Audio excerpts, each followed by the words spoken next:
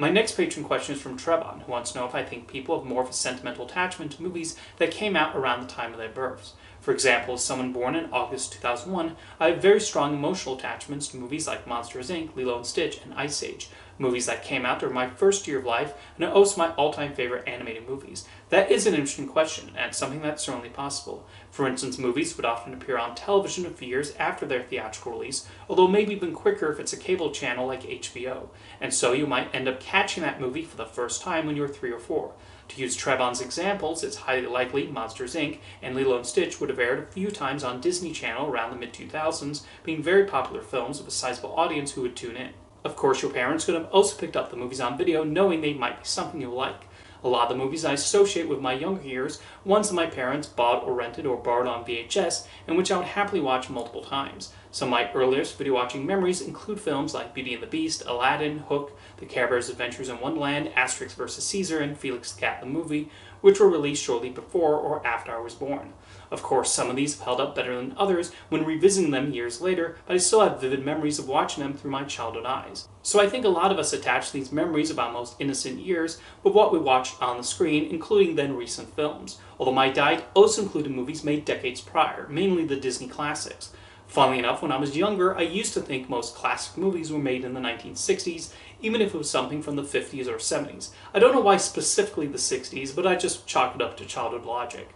I think we also associate movies from a certain period when we view the world more innocently, and we might connect family films made during that time with our perceptions of it. Even when films seek to be timeless, their look and other creative choices can still reflect the era. I do think the movies of a certain year can convey a feeling. For example, when I think of the Disney films from that period, I might also think of the previews that appeared at the start of the video, and the types of previews included on those videos would be different than the ones included on the DVDs from Trevon's era. However, what about when we move beyond family films and into more grown-up fare? This might sound strange, but when I watch a movie from the late 80s or early 90s, I wonder what it could have been like to watch them on original release. It's one reason I love when YouTube channels upload those 35mm trailers, as they can give an idea of what it might have been like to watch them in the theater for the first time.